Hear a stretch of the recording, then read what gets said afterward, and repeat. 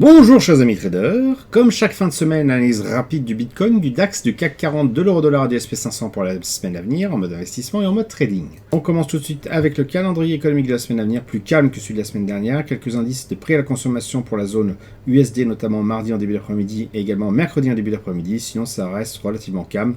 Peut-être la zone allemande, indice de prix à la consommation aussi, bon, qui va pas forcément être super volatile non plus, mais bon, on peut se méfier peut-être à ce moment-là, être un peu plus prudent, mais je ne m'attends pas à beaucoup de volatilité en tout cas sur cette zone-là. Ce qui nous a donné de la volatilité en revanche, c'est le Bitcoin qui a littéralement explosé, donc on l'a vu déjà la semaine dernière, bon ben là il continue. On est limite en train de devenir en fait sur un phénomène de ce qu'on appelle hyper climax run, c'est-à-dire qu'en gros, bien, la petite oscillation toute tranquille que j'avais envisagée moi dans mon petit rectangle est en train de se transformer en jolie courbe finalement asymptotique, enfin courbe parabolique, et on est limite en phénomène de bulle. Donc là le prix a vraiment explosé.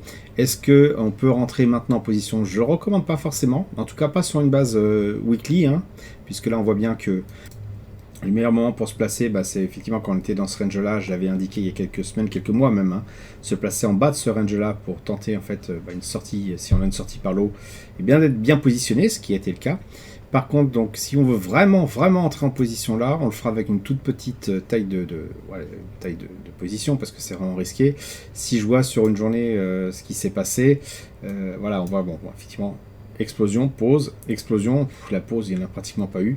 Et si vraiment on veut voir une pause, il faut aller dans les unités de temps encore inférieures en 1 heure, c'est vous dire un peu le niveau quand on fait de l'investissement long terme, commencer à regarder en 1 heure, c'est pas top.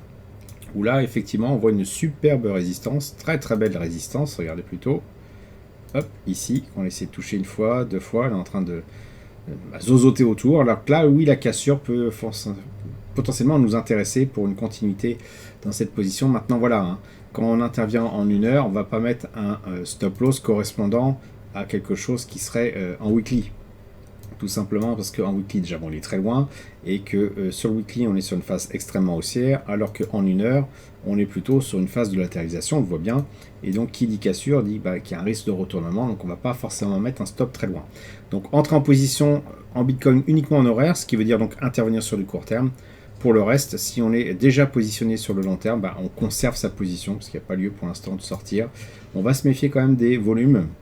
Si la hausse continue de se faire avec des volumes qui baissent, ça sentira un peu le pâté, il faudra certainement prendre ses bénéfices pour éviter de se faire avoir par un retour de flamme.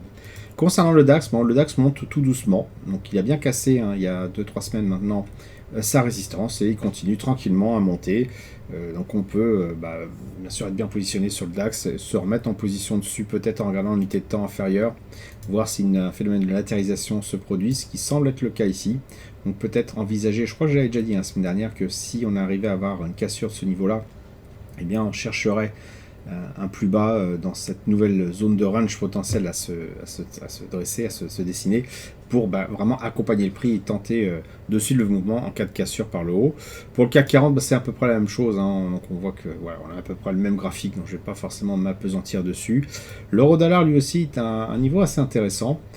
Si on regarde vraiment sur une unité de temps beaucoup plus longue, donc si je passe carrément sur le mensuel, voilà, on voit cette courbe que j'avais dessinée, qui n'est pas forcément d'ailleurs très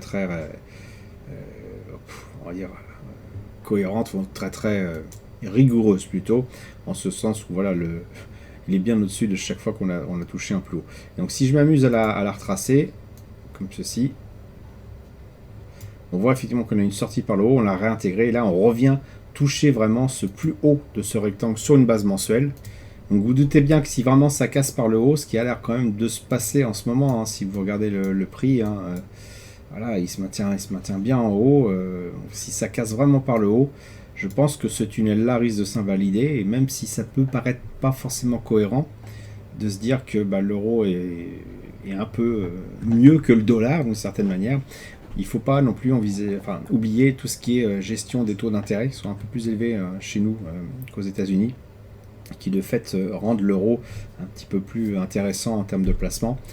Bon, ça ne veut pas dire que ça va durer, donc je pense qu'on est vraiment à la croisée des chemins. Pour l'instant, je serais bien mal de vous dire ce qui va se passer, donc on guette, on reste bien sûr, avant de se mettre sur le mois, sur un suivi déjà hebdomadaire, voir ce qui se passe, et qui dit suivi hebdomadaire dit aussi regarder ce qui se passe en journalier, Et bon, là, effectivement, on voit un journalier que la tendance a quand même l'air d'être assez haussière. Donc vraiment à suivre. Pour l'instant, incertitude totale sur ce que va nous faire l'euro-dollar. Pour le SP500, bon, bah lui, il continue son petit bonhomme de chemin. Je vais me remettre en weekly.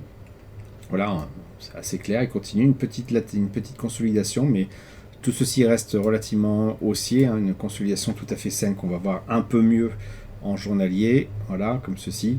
Donc, ce sont des choses... on ne peut pas dire vraiment que sur la consolidation, hein, c'est de la suite dans la hausse. Donc bah, le SP500 est en forme, on peut continuer de l'accompagner. On va se méfier également, hein, à chaque fois qu'on voit des volumes vraiment exploser comme ça, de se dire est-ce qu'on n'est pas vraiment arrivé en haut du haut. Donc à suivre dès demain, voir aussi par rapport aux IPC, hein, les annonces qui vont être faites la semaine prochaine, voir si ça a un impact. Quoi qu'il en soit, bon, bah, le SP500 est toujours bien orienté. Voilà, j'espère que vous avez apprécié cette vidéo. Si c'est le cas, merci de laisser un pouce pour m'encourager à continuer. Abonnez-vous à la chaîne YouTube pour ne rater aucune nouvelle publication. Je vous dis merci et à bientôt sur le blog.